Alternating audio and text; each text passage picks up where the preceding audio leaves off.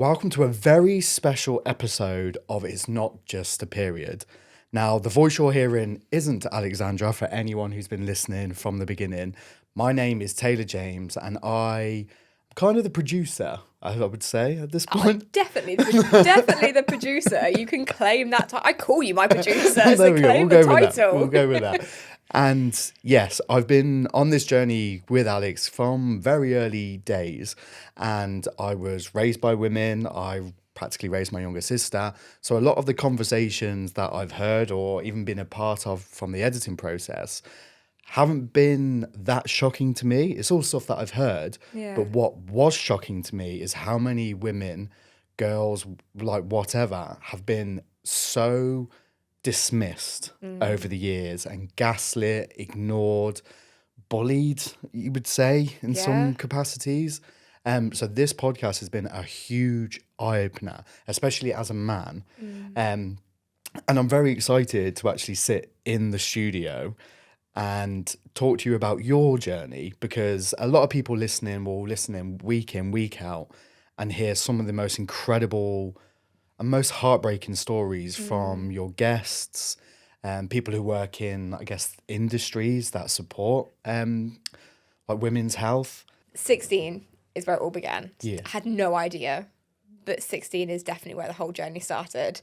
As we know, like puberty for women happens and men happens at different ages. It can happen from like 8-10 years old for women all the way through to 16. But I'd spent years in school looking around at all these girls being like, oh my God, they're all becoming really gorgeous and like really womanly and nothing is happening to me. I still had like my baby fat and I'm only 5'1". It doesn't take very long to grow to 5'1". So I was kind of stood around looking at all these women being like, I definitely feel like the ugly duckling right now. Like, why is nothing happening? And the irony is when it did happen, it was horrific. My first period was on my 16th birthday. Wow. I remember my mum picking me up from school and I was in agonising pain. I was white as a sheet. I had no colour in my face. I had already lost so much blood in school and I was completely unprepared, unprepared. And she picked me up and it was my birthday and I was having friends around that evening to like celebrate it. And I just got my first ever boyfriend who I really, really, really liked. And it was awkward and that teenage thing and all the rest of it. And she took me to the shop and she is the best mum. She is phenomenal. And she is phenomenal from the start of this story until today.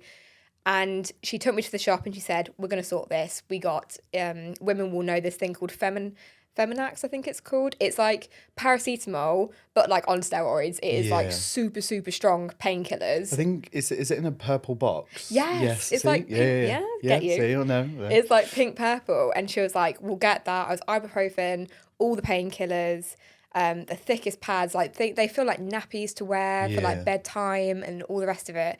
And I had to do everything.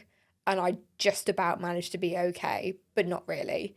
And every single month, that was my reality. My periods would be at least 7 days long. Like the shortest one would be an entire week. Wow. And I'd be having to change pads or tampons, whatever it was, when I eventually worked out how to use them, every hour. The amount of blood that I was losing was now, from what I know now, was really, really shocking. Yeah. Really, really, really worrying. Before not to kind of like take it back a little bit, because I mean it's horrendous, like the fact that women have to go through this anyway, it blows my mind. But had you had any prior knowledge of like periods, what to do when you get one before your 16th birthday? I know like in school like you have like a few conversations, but like had you kind of prepared in any way, shape or form? No, me and mum, we've always had a very open, honest relationship with boundaries. Obviously she's the mum, she's the parent.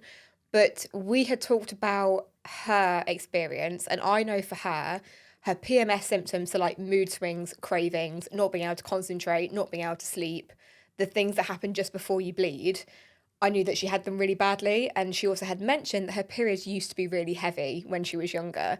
So we kind of had that conversation around this age, because it was like, I'm definitely going to get my period at some point. We're a bit late, we're a bit behind, but it's going to happen at some point.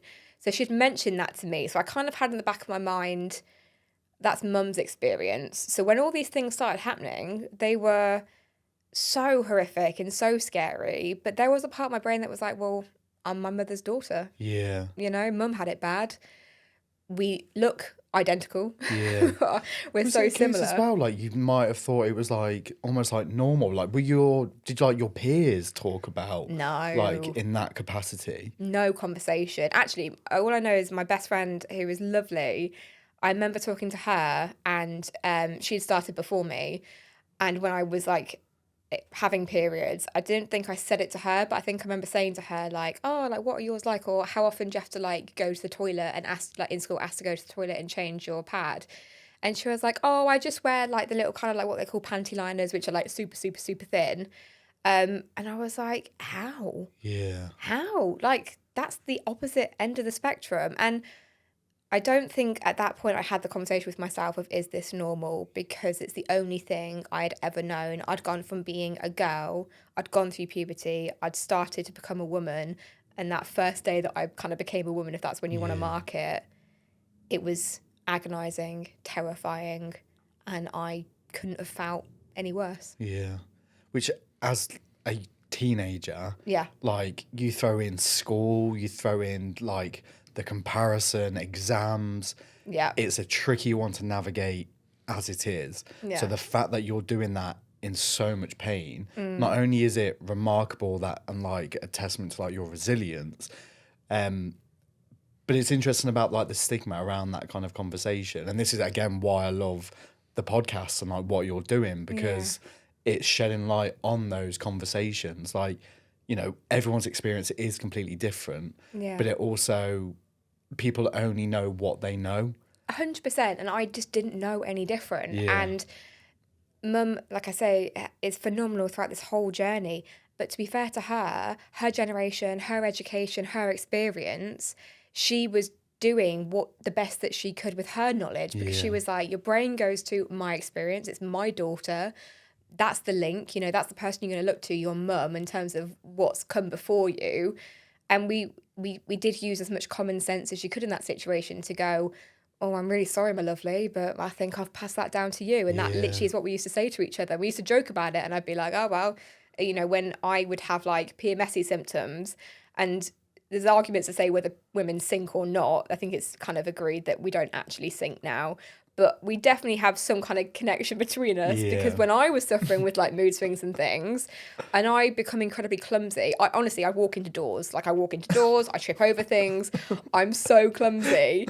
But she would start doing it as well. So the kind of we'd affect each other. Yeah. And we just, you know, we used to joke about it and just support each other and say like, peas in a pod. It's incredible that you had that though. Yeah. Incredible. What was the turning point then? You know, you speak about like, you know, well, this is just normal. This is what, you know, happens, you know, at the same time every month, go through all of this. Yeah. When did you start to realise that it wasn't quite as normal as what you were thinking it was? When it got even worse than I could have possibly imagined. I thought I'd hit my highest pain threshold.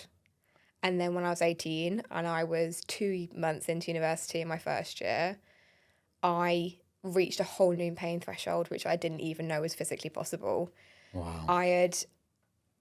This is completely anecdotal and I have absolutely no evidence to this whatsoever, but I do believe in instinct to know myself really well. And maybe one day there will be some research to show that actually there may be some evidence behind what I think. But a few weeks before I had that, I started kind of reaching a new pain threshold, which kind of started investigations. I was at uni and I went out with some of the girls in my flat to the harbour to have some drinks. And we left relatively a sensible hour for a university student. I didn't have much to drink because I had an exam the next day. And I remember thinking, I need to get back. I want to get ready for like the practical that I'm doing. So we're walking home and we walked down the main road as you would, you know, very sensible. Don't go somewhere dark, main lighting, girls together, following all the rules.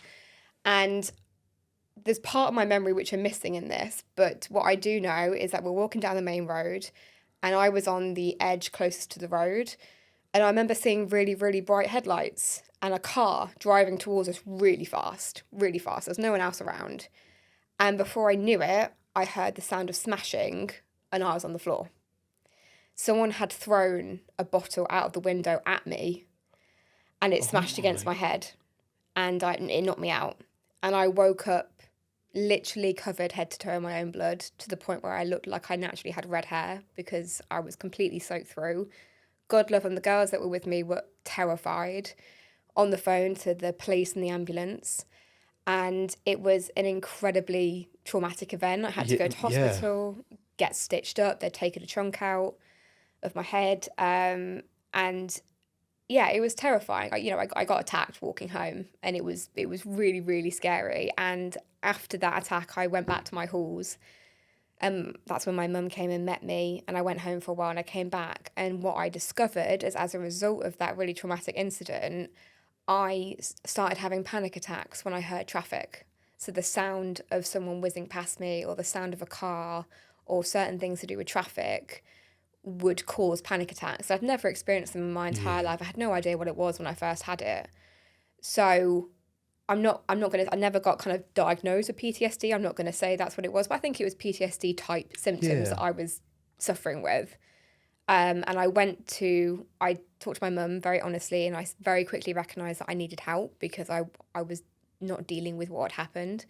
So I went and spoke to someone that specialised in trauma, and they were brilliant, and I got through it and I got past it. And it didn't actually, in the grand scheme of things, take that long to get past that trauma and be able to walk outside and hear traffic and kind of get over what had happened. But for me, what's really interesting, knowing what I do about endometriosis and a lot of the conditions, is that I think we will discover down the line, when enough research has happened, that there's going to be a massive effect of trauma and the work of epigenetics, which is how your environment impacts your genes and how they express themselves. And I think that incredibly traumatic incident had a massive effect, and potentially is what triggered whether actually triggered endo, and it was dormant before, whether that triggered it or whether it was already there. Yeah. But it just took it up to the next level, because a few weeks later, I woke up in agonising pain to the point where I couldn't sit up, I couldn't eat, I couldn't drink, I couldn't get in the shower. That's when it changed for me. How were you feeling at that point? Because you must have built up some form of resilience, like in terms of like pain management and just like, you know, I mean, I know you on a personal level, like how you just like, you bounce back. You're like, nope, we keep going. Like we get up, we keep going. Yeah. How was it like then, like navigating like that time? You know, you're in excruciating pain. Yeah. And, you know, did you have more of a knowledge then? Or was it a case of like, something is really, really wrong here. I need serious help, considering what you had just experienced? I had never heard the word endometriosis. I still had absolutely no idea. None of the gynecological terms that I now spend my whole day, every day talking about, I still had never heard of any of them. And it was survival mode. Like waking up, living alone in halls, which are not always the kind of most relaxing places to live, and being like, the minute I wake up, 2 paracetamol, 2 Nurofen, 4-hour alarm, more, 4-hour alarm, more, 4-hour alarm, more. Every day? Every single day. Honestly, it is a miracle I didn't create a hole in my stomach, because I definitely could have. And that was a month, because by the time the attack had happened, I'd gone back. A few weeks later, this has started happening. We get to Christmas. So I'd done that consistently. And did anyone else know that this is... So you were navigating this pretty much on your own? I kept it a secret. Yeah, I kept it a secret. I was terrified. I was really, really scared that something was really wrong with me. Yeah. And I almost, to acknowledge it and to talk about it was too scary. So I knew deep down, of course I did, taking that many painkillers every day. I knew that wasn't right, but I hadn't got myself mentally to the place yet where I could ring my mum and dad and be like, something's really wrong. And thank God that I did go home for Christmas, because she took one look at me and she was like, you are going to the GP. Wow. I didn't even have to tell her yet what, like I did. We did have a conversation about it, obviously in detail. And from that point on, it was complete transparency, complete openness. But I literally walked through the door, and I remember having a cup of tea with her and catching up with them. And my dad was giving me that look of like, you know, he could the man could look into my soul. He could look through me and just see everything.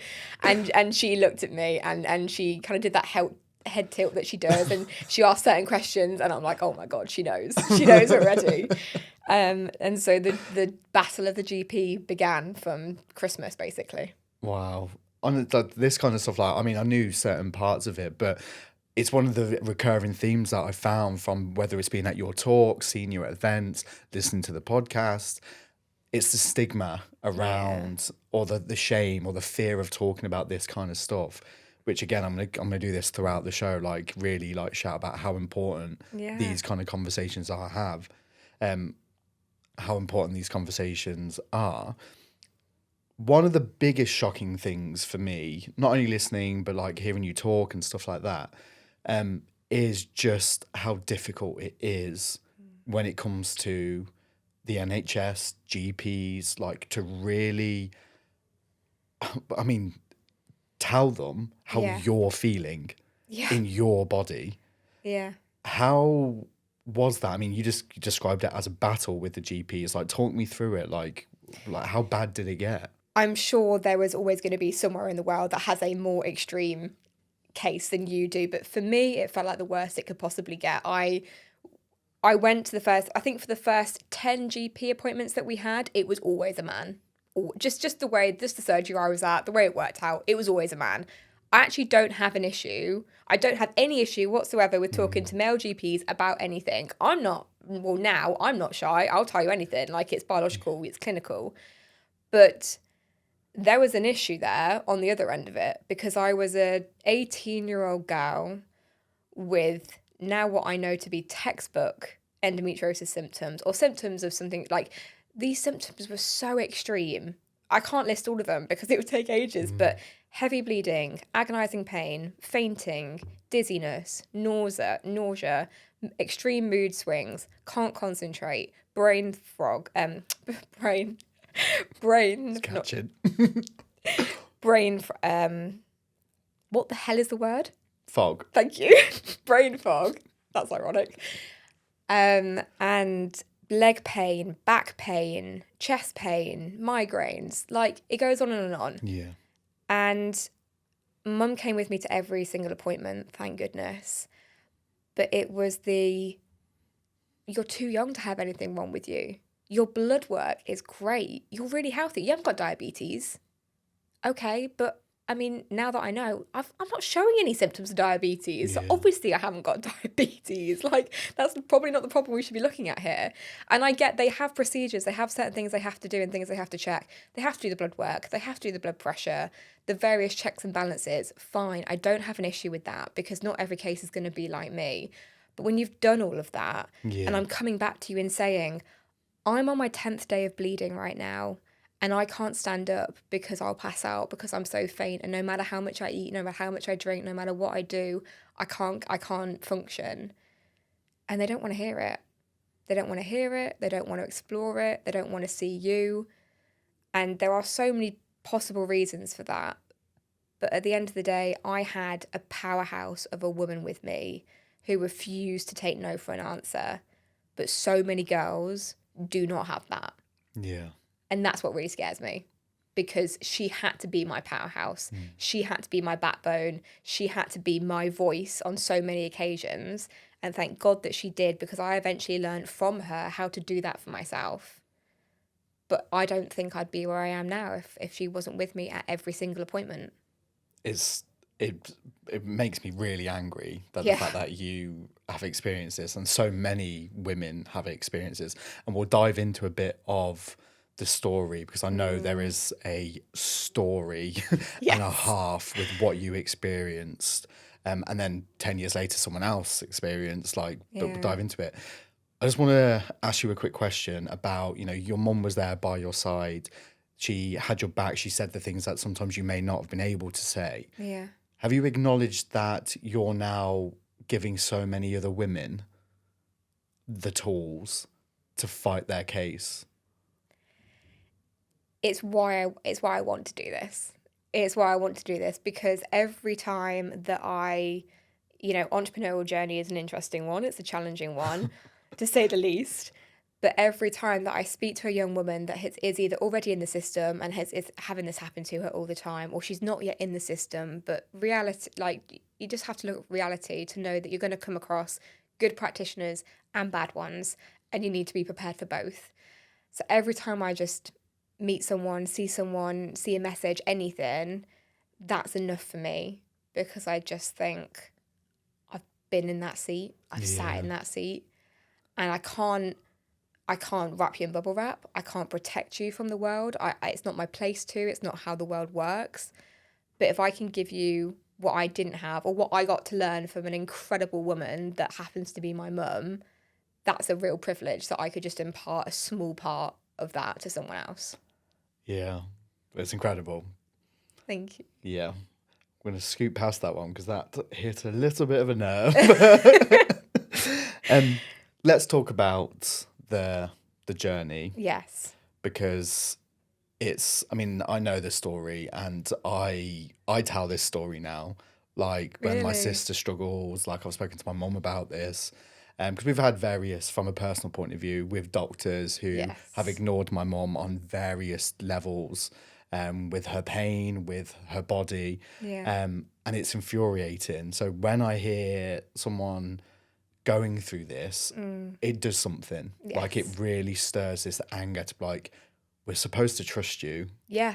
We are supposed to trust you. And this is kind of how we get fobbed off. Yeah. For anyone who might not be familiar with this part of the story, tell me. Walk you through it. Walk me through it. It is, I think, for me, the most shocking part of my story. So we've been to the GP. Thank goodness we happened to come across a GP who was completely temporary on that day, a female GP, who had a completely different attitude. One conversation with her, she had me in the examination room doing the equivalent of like a smear test, which obviously I wasn't having yet because I wasn't old enough.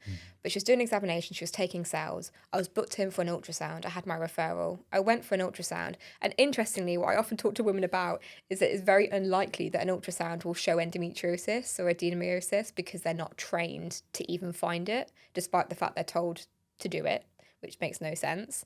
So I actually went for an internal ultrasound, and they found some liquid in the pouch of Douglas, which now makes a huge amount of sense because there was blood in places in my body that shouldn't be because of where the endometriosis grows, which can cause excruciating pain. But it was such a tiny amount of liquid. She literally said, this is borderline whether I even refer you or not. But I remember her saying to me, I've just got a feeling that something's not right and you need to go to gynecology. Wow. And I thank my lucky stars. I wish that I could find her name and reach out to her and just say that you changed my life, and in turn you will change thousands of women's lives for what's happening now. But she is the reason that I actually got onto the path that I needed to get to, which is just insane. Just by sheer luck that Yeah. you stumbled into her office that day. And because she listened. Yeah. Because she was willing to go, you know what? This young girl might actually have a point. She's experiencing things that are awful. Yeah, okay, it's borderline. Yeah, it's threshold. Yeah, maybe my budget says that I've done my referrals for this year, so I probably shouldn't put one more person through. But if she hadn't, where would I be right now? I'd be in agonising pain still. So we got the referral, and I do acknowledge that I'm in a very privileged position because what my mum and dad did and how hard they worked to bring me and my brother into the world and where we are, they were able to choose between NHS or private. And I've dabbled between private healthcare and NHS healthcare throughout my entire journey with these conditions. And I'm not ashamed of that. I don't think it's anything to be embarrassed about or feel bad about. I've done both. Yeah. And I'm grateful to my mum and dad that they've enabled that for me. So we did go private gynecology route because the wait lists were 10 years ago already so long that I couldn't bear to wait in that much pain, let alone now. And we went to this gynecologist, and I remember walking into the office, I remember walking into the building. It was like a beautiful building, really clean, totally different from like a hospital. And I was like, oh, wow, like this is actually nice. This could be like a good appointment. And I was nervous. And for some reason, I think I wanted to do this next step on my own. I said to my mum, wait here in the waiting area. I'm going to go talk to this guy. I'm going to go do this. She said, yeah, that's fine. I'll be here. You can call me at any point. And I had this appointment with the gynecologist, and we talked through the scans, the blood tests, what I'd had before. He did his own examination, which was really painful, quite traumatic. They have to have a female nurse in at the same time just to kind of make sure that I'm okay. and I was crying as he was doing it. There were tears rolling down my face, and they always say like, oh, just tell me if it hurts and we'll stop. And they didn't, because they wanted to get the examination done. And that was really painful, and that has consequences for days after someone, messes around in there. So we had a conversation to the examination. Then he said to me, I'm going to give you basically it was a form of contraception where you're going to take this for 3 months. And he literally said to me, if this pill works, you have endometriosis. If this pill doesn't work, you don't. So that to me sounds like a bit of a gamble. Yeah.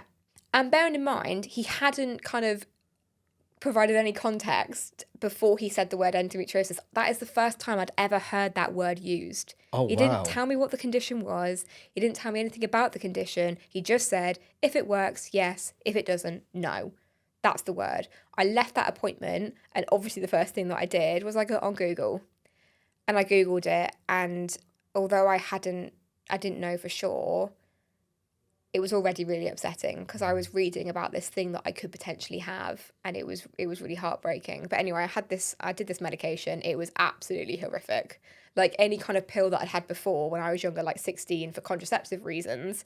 Side effects were awful. I did it for a month, and I said to my mum, I can't do this. This is literally, it turned me into a different person. I became really paranoid. Wow. Yeah, I was paranoid all the time. I was crying all the time. I was probably displaying a lot of symptoms of depression. I wasn't depressed. This thing was messing with my mental health and my body's inner balance. So I came off it, and immediately, it's like a few days after I came off it, a cloud like lifted, and I was like, oh my God, I'm me again. Like I don't feel paranoid anymore. So I went back to him and said, it's not worked. So I can't do it. The side effects are awful. I'm still getting all these like heavy bleeding, chronic pain symptoms.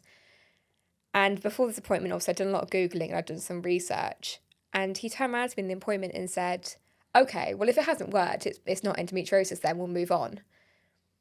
And I still, to this day, I can't tell you what it is within me that made me do this.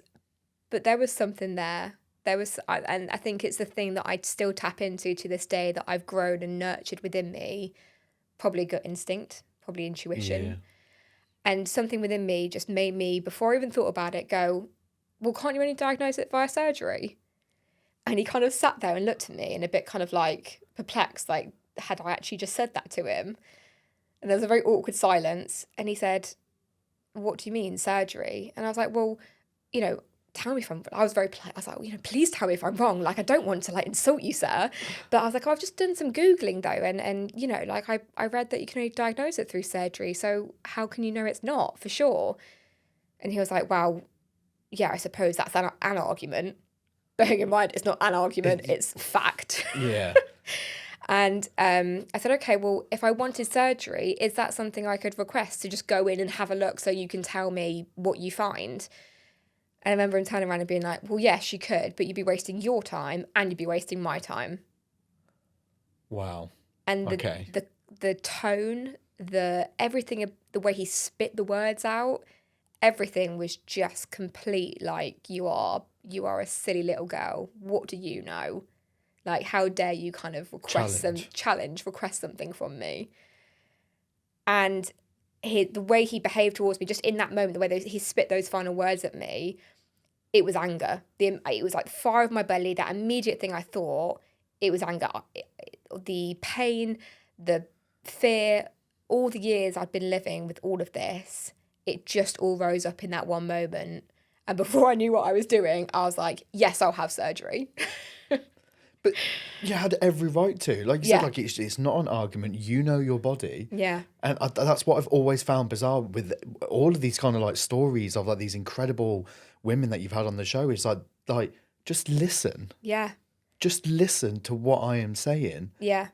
And the fact that his facts, the way he was explaining things to me, are factually incorrect. I didn't know that at the time completely, but like, I'm not the one causing the issue here. You are supposedly the gynecologist with the expertise, and what you've just said to me isn't factually correct. Like, you're causing your own issues here. So anyway, so we had the surgery, and it's a moment I will never forget. I woke up in the hospital bed. I was out of recovery, back in the room. Obviously, you're very drugged up. I was very disorientated. There was a bit of soreness and uncomfortableness. I could definitely feel it.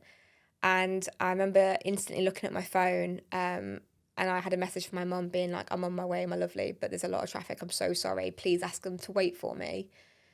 And I was like, yeah, of course I'm going to wait, mum. Like, they can tell me and you when you arrive. She's only 10 minutes down the road. And he came in. He didn't come in alone. He came in with an entourage. And I remember looking at all these people thinking, who the hell are they? And they were a group of medical students and like trainees that were following him and shadowing him. And he came in, he picked up his little clipboard off the end of my bed and he went, right, Miss Morris, I have your results. That cold, that harsh. And I was like, oh, my mum's on the way. Like, is there any way you could just wait a few minutes and come back to me? Like, I really want her here. And he was like, no, I haven't got time for that. He was like, this is what we found. And he reeled off all the things that he found. And he told me that it was stage 4 endometriosis and that it was so severe and so aggressive, he'd never seen anything like it in his professional career to date. And that it was so bad and he was so worried about what he found that he was apprehensive to touch it with a laser, which thank God he was, because that would have been the wrong surgery. So he didn't do anything. And he just put the clipboard back down and went to leave the room. And I, thank you, morphine, stopped him and said, so does that mean you were wrong? And I remember him turning around and these medical students kind of looking at me like, ooh, there's going to be drama. And he kind of said, like, sorry. And I said, so does that mean you were wrong? You've just told me you found stage 4 endometriosis, but you told me a few weeks ago that that was impossible. And he was like, well, yes. I was like, so you owe me an apology then? And he apologised, but he apologised using empty words. There was no sentiment behind it. There was no empathy, compassion, human element of it. And then him and the medical students left the room. And a few minutes later, my mum came in and obviously there were tears and I broke down. And that was a huge moment because I did know. Yeah. I didn't know what it was, but I did know. In that moment, obviously, it's emotional. You've just come out of surgery. Yeah. You've just proven a man wrong, which is always a nice thing. Well, when he's behaved like an arse, it's a good feeling, yeah. But how were you feeling? Was it a sense of relief? Was it you got the answer? Or how were you feeling? A lot of different things. There was relief. There was that feeling that so many women that I know talk about, me included, of I'm not crazy. I knew there was something wrong. I'm not crazy. I'm not making this up. I haven't got so far down this rabbit hole. I mean, I'm creating this fake pain and these fake symptoms. Like, I knew something was wrong. But if I'm totally honest, and it's something I've had to work really hard on over the past few years, is one of the feelings I felt was that I've failed as a woman. Why? Oh, because...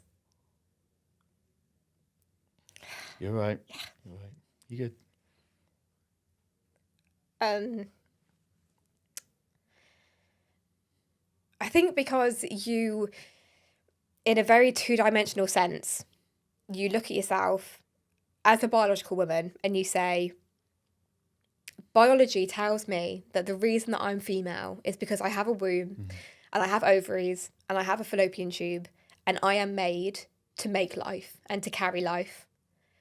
And I didn't know a huge amount at that point about the fertility and the journey of that, but I knew enough to know that endometriosis could have a huge impact on fertility. And actually, some of the very two-dimensional information out there is really poor, and there's a lot of kind of statements that just go endometriosis equals not having a baby, which isn't actually true. But I'd actually read some of that on a very simple level. Yeah. So sat in that bed knowing that I had this label of stage 4 endometriosis, although I was grateful for it because it gave me some answers, I sat there and I just thought to myself, can I really call myself a woman? Have I failed? Am I as much of a woman as someone else that hasn't got this?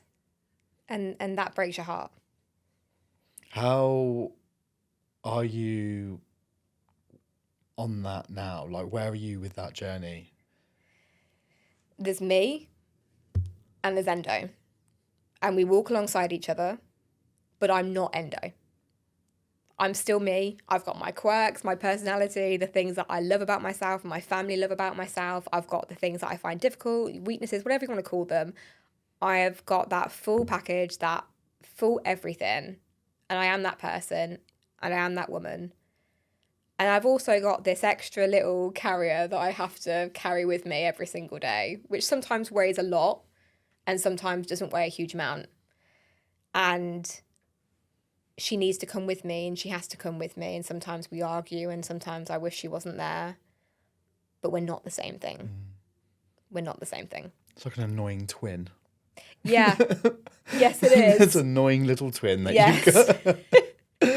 No, it honestly, like, it's remarkable how much strength you have. You don't need me to be telling this, like, you know, like, there's parts of this story that you know how strong you are, like the resilience that you've had from very, very early on with this, and the fact that you were putting the middle finger up and you're still continuing to put the middle finger up, like, on a much wider scale now. Like, I mean, this show, like, we've seen it in the chart positions, how many people are, like, you know, really resonating with this, like, and I'm so, like, I hate the fact that you have to go through what you do, but the fact that you've got that mindset and that resilience, like, it's inspiring. Thank and you. I know I can't relate to it on a certain level, well, on any level on that side of things, but I have a younger sister, I have a mum, I have an auntie, I have a nan, like, I've got female friends that have all been sent this show to be like, I don't understand it,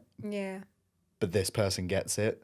And, like, I promise you, if you're ever in that position, you've got, like, an army of people behind you now to, like, fight that cause. And thank you for sharing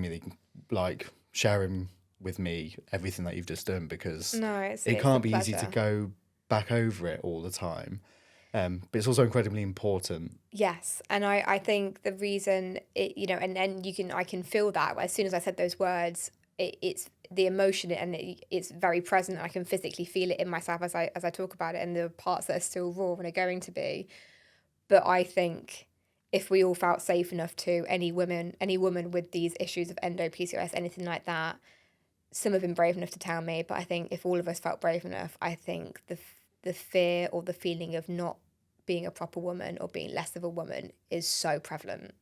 So as raw as that is to say, and I have no fear about being emotional. I will cry about anything, but it just feels really important to say, because if I can say it, then maybe somebody else can say it, and they can realise that it's not true. It's the ripple effect. Yeah. It's the permission, like, yes, it is. Shout about it if you have to. This is all happening when you're very early on into womanhood and, like, you know, late teenagers, early 20s. What did life look like after that? Like, did you go back to uni? Did you finish it? Like what was life looking like then, once you'd had kind of like the answers, but also, I imagine, a hell of a lot more questions now? Yeah, I went back to university. I can be incredibly stubborn. My family, my partner, anyone that knows me will tell you, oh my goodness, she's like a dog with a bone. Like, I purely out of, regardless whether it was actually healthy for me or not, and that is questionable now that I look back, but regardless of the implications, I just so badly wanted to be normal. I was so scared that I wasn't normal. I was so scared of being a freak and being different and being an other and not fitting in, that the one thing that felt normal was, I'm a uni person. I'm at uni. That's what people do. Like, I'm at uni. I'm in halls. I'm partying. I'm making friends. I'm doing my course. I'm living. You're living. I'm living. And it felt so important to me to hold onto that really tight. So I did go back to university. But going back to university with that news and feeling like you're just in a really weird phase where it's real life, but it's not real life. And in so many ways, I was such a normal uni student, but in so many ways, I was not a normal uni student, and trying to relate to people that I started to build friendships with, and especially any kind of romantic relationships or anything like that. Everything got really complicated really quickly. Can I ask a question about that? Yeah. Because it is an awkward conversation Yes. to have. Like, sex in general is awkward Yeah. in any capacity. Yeah. But how do you even begin to navigate, like, explaining that to a partner, or even like, because I imagine there are still days where you're in a lot of pain. So even the thought of anything like that is absolutely not. I think I have to start the answer with the fact that my dating life at uni was a car crash. After uni, it was a car crash, actually. Yeah. Until fairly recently, it was pretty much a car crash. Until Charlie, it was a bit of a disaster, if I'm totally honest. Shout out to Charlie. Shout out to Charlie. So at university, to be fair, at university, I had no interest in kind of being in a relationship because it was like, I want to be me. I want to have the freedom to do whatever and be wherever and all the rest of it. So I wasn't looking for a relationship. Yeah. But obviously, you date, you meet people, you go to nightclubs, uni girls go for girls' night out and all the rest of it. You're interacting with the other sex. So any kind of relationship, interrelations, anything, dating, whatever it was really scary. And the coping mechanism that I found was to not bring it to the table and to not talk about it.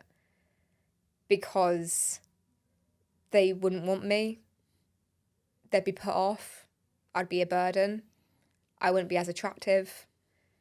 I'd be too much hard work. All those things I used to think all the time.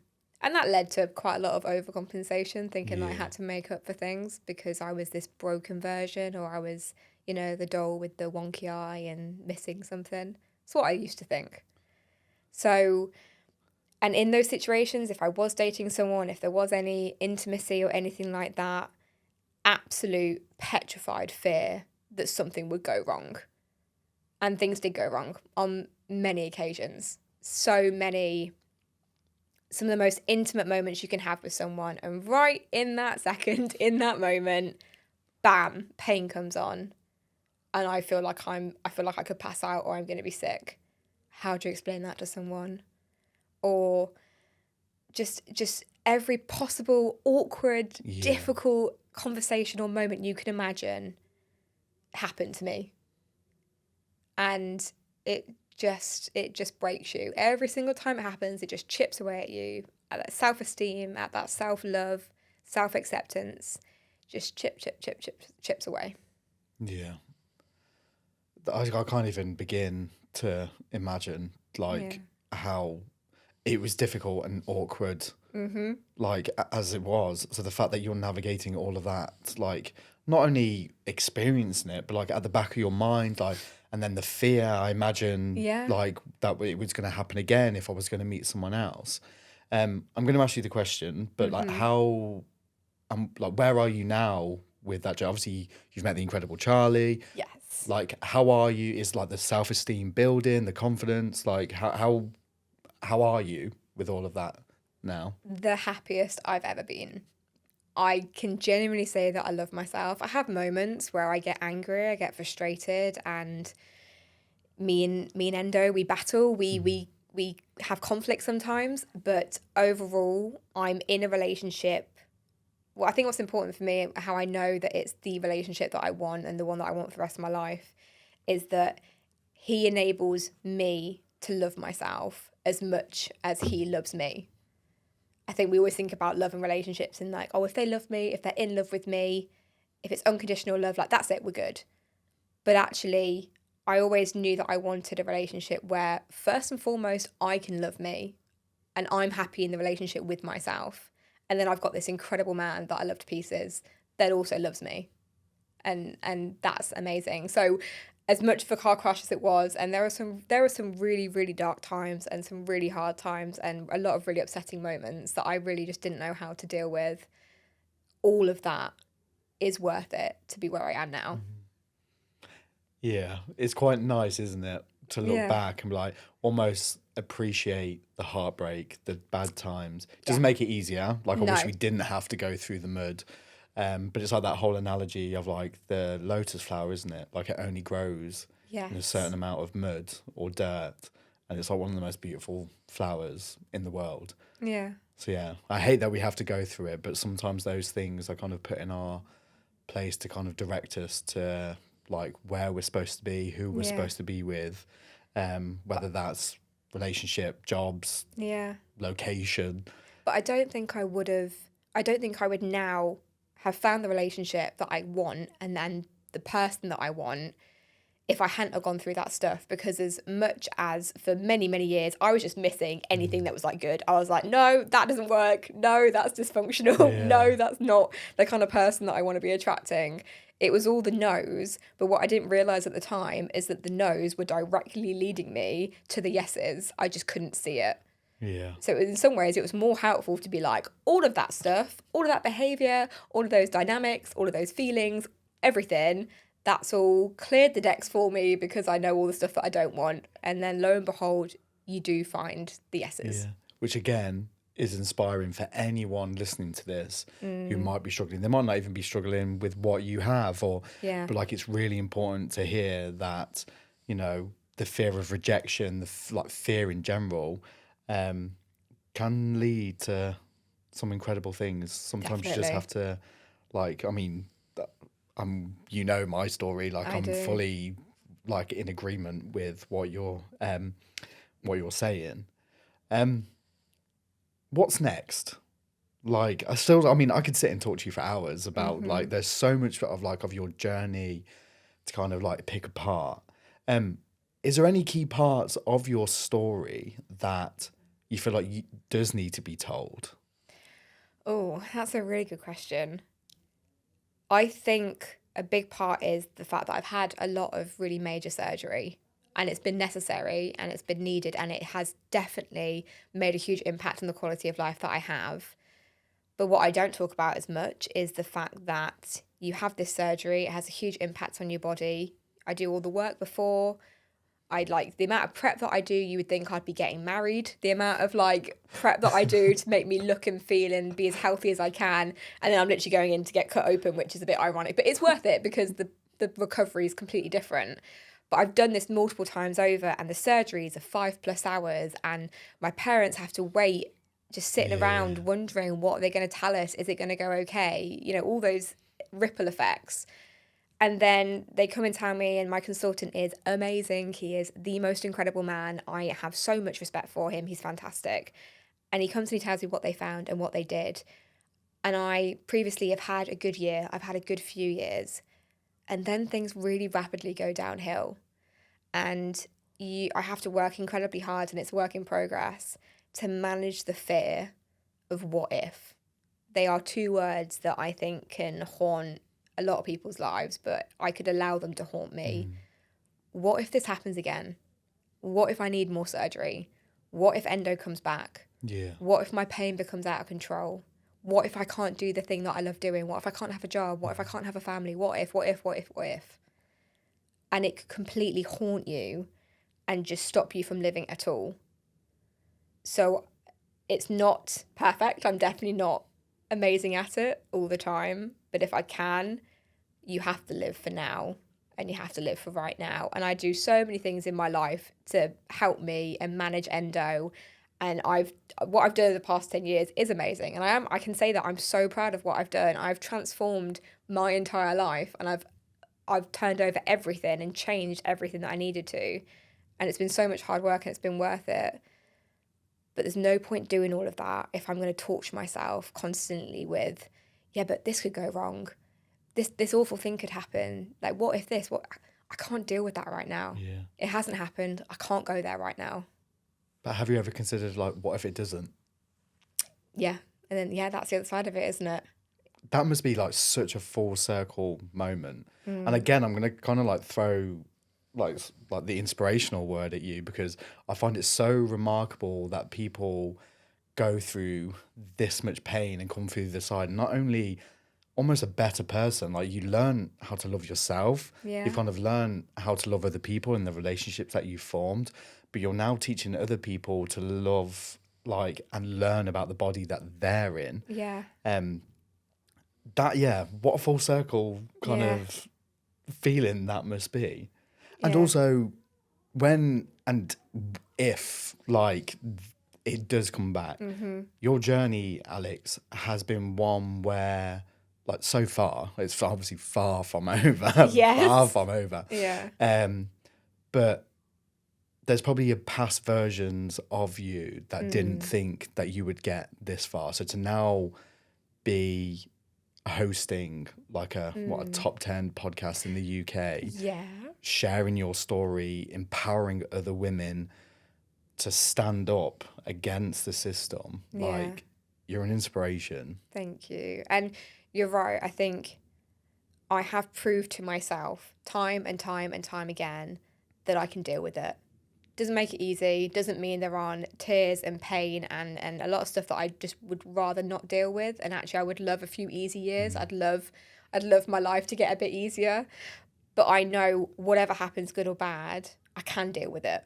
I will deal with it. There will be a way to deal with it, and I can. And I think one thing that I don't talk about as much, but it is important, because again, talking about how I said about feeling like a failure of a woman, the other thing, and it's massive, is fertility. Yeah. And being a mum or not. And it's not something that I talk about a huge amount. And it's for a few reasons. I think social media is great in lots of ways, and the openness is great in lots of ways. But I do have maybe more of a traditional part of my soul, a bit more of an older woman, where I just think to myself, do you know what? It's actually okay for some things to just be private. Yeah. We don't actually have to share everything. The people that love me and are in my inner circle, they will know everything because they're my inner circle. Yeah. But not everything has to get shared broad and wide. So I'm not going to talk in details about me or my plans or anything, because that's for me, that's for my partner, that's for my family, that's precious to me, and it always will be. But one decision I have made that I hope might help other people is that before my last surgery, well, actually, every 6 months since I met my consultant, who is fabulous, he has said to me, and I understand why, he's had to say to me every single time, any plans to get pregnant? And this is since I've been about 19 years old. Yeah. And I was single for most of the time. So, I didn't really get it. I'd kind of laugh it off sometimes and be like, no. I'm 20 and single and at uni. No, I'm not getting pregnant. No plans to get pregnant. I understand now why he has to ask that, because it affects his treatment plan. But 2 years ago or so, we had that conversation. He just said, I really, really want you to freeze your eggs. Like, I really want you to, and I really want you to look into it. Because you're at the age where your fertility is optimized, and it's a really good time to to freeze them and to kind of keep them safe. And I started to go down the process. I spoke to his colleague, I got a referral, we were at a really good centre, we looked at pricing, which, oh my God, it is eye-watering, the amount of money. But again, I am lucky that I could have support with that. So a lot of barriers that for a lot of women I know are in the way, they are removed for me, and I'm very aware of that. But there was one massive barrier for me that people don't talk about, and that was the fact that I went and I spoke to his colleague, and I had some testing about my AMH levels and all the rest of it, about my eggs and how good quality they are and all the rest of it. And then he taught me through what they have to do. And he taught me through how you have to inject yourself every day, and you have to inject yourself with hormones, because then they have to do it at certain points in the cycle, and then they get collected, and that's a minor surgical procedure, but that is surgery, and all the kind of invasive things you have to do to yourself. And I realised that what I'd have to inject myself with could make my endometriosis even worse. I'm injecting myself with what the endometriosis feeds off of, but I have to freeze the eggs so they can collect them. And what scared me was that my surgeon was like, well, what we'll do is we'll do a major surgery, excision surgery before this, then you'll recover, then we'll get the eggs, because then your endo's really low, all the levels are really low. So when we're pumping all that stuff in, hopefully it's like best case scenario, it won't grow back too badly, and then you can do that. And I just thought to myself, do I want to go through that? Have I not been through enough in the past 10 years? Do I want to do that? Do I want to be a mum someday? Absolutely. Do I have complete faith that I'd be a great mum? Hell yes, because I've been brought up by an amazing mum, and I know that I'd be a great mum, and I have complete confidence and faith in that. I'm in a relationship. So many things are there, and I know that I would be great at that. But do I want to right now inject myself with things that could make my endometriosis so much worse when I've spent 10 years trying to make my quality of life better, and I've done it? And the emotional toll and the mental toll. And a lot of people will really disagree with this. And there may be a lot of women that hear this and get quite frustrated because they would love to be in a position where they could freeze their eggs. But my decision was that right now I don't need that, and I don't want to do that to myself. And there may be good consequences, there may be bad consequences from that decision, but it is mine to make. I'm okay with it. It's right for me. And I think that I just think that's important for women to hear, whether you, whichever side of the argument or kind of debate, whatever you want to call it, that you're wrong, whether you think, I totally get it, I'm really glad you said that because that's how I feel, but I'm scared to say it, or whether you think that is so selfish, why haven't you done that? You should have taken the opportunity. It doesn't matter, because at the end of the day, my body is mine to decide and your body is yours to decide. And I don't mind whether you agree with me or disagree with me, but I've worked hard enough over the past 10 years. Right now, I don't need any extra challenges. I actually think you're remarkable.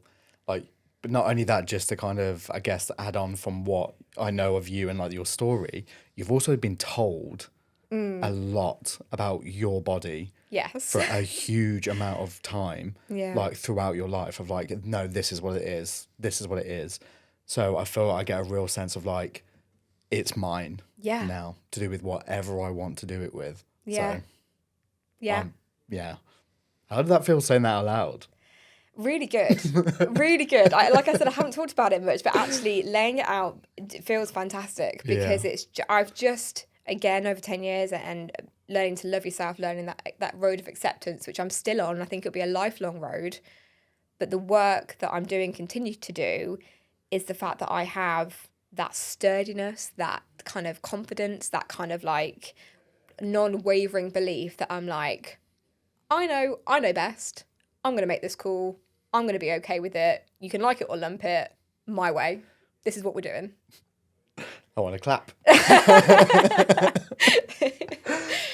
Now, you round off each one of your episodes with an incredible question that every time I'm editing one of your shows, it gets me in the feels. Yeah. Depending on what the day is, like, or how I'm feeling. And it is like, what advice would you give to a younger version of Alexandra? What would you say if you could go back and give yourself some advice, knowing everything that you know now? Or would you? I wouldn't give her any practical advice, because knowing me as I know me, when I love them to pieces, when the men in my family give me practical advice and I'm feeling emotional, I'm like, oh my God, don't fix it right now. Like, I just want to be sad. Stop telling me how to resolve it. Like, just stop. So I'm not going to do practical advice because I don't think we'd like that. What I am going to say, I think I'll just be honest with her and say, this is really hard. It's really hard right now. And it continues to be really hard for a lot of different reasons. And there are going to be times when you have absolutely no idea what to do and no understanding of why certain things are happening, which feel totally unfair and are unfair, and you get mistreated and you deserve so much better in so many different parts of your life. But just continue to be true to you, because if you can be true to you, you will be okay. I don't know if it sounds strange to say, but I would like to say to her, like, you turn into a pretty incredible woman. So you just need to be you. Be Alex, be Alexandra, be you, be the girl that you are now. And just don't waver from that. Because actually 10 years later, she's doing pretty good. She's a pretty, I nearly swore, formidable force to be reckoned with. Yeah. And you wouldn't believe, I think 60, like, you know, I'd say to her, you won't believe what you turn into. The confidence, the fact that you're not afraid to say anything to anyone, what you're doing, the way you're challenging people, like, you're not going to believe that you'll be doing that. You don't think you've got that in you, but you do. So just wait. And the best is yet to come. And the best is yet to come, definitely. I actually can't thank you enough for, like, this conversation. Like, I was going to say the same thing to you. I can't thank you enough for doing this with me. It feels really special. Yeah, I feel like I had a hell of a lot of respect for you as it was, but even more so now. Like, there's certain parts of that, like, you know, I've seen you stand on stages, I've seen you in the studio, but today felt like I really listened to what you were saying today. Yeah. I feel like that kind of, I guess, that assertiveness in your voice is like, I'm not messing around anymore. Yeah. And I honestly, God help anyone is going to stand in your way now. But yeah, thank you. Thank you. I loved our girl chat this week. Thank you so much for listening. If you enjoyed today's episode, then don't forget to hit the follow button wherever you're listening. To find out more about us or today's guest, then head to the show notes. Until next time, I'm Alexandra, and remember, it's not just a period.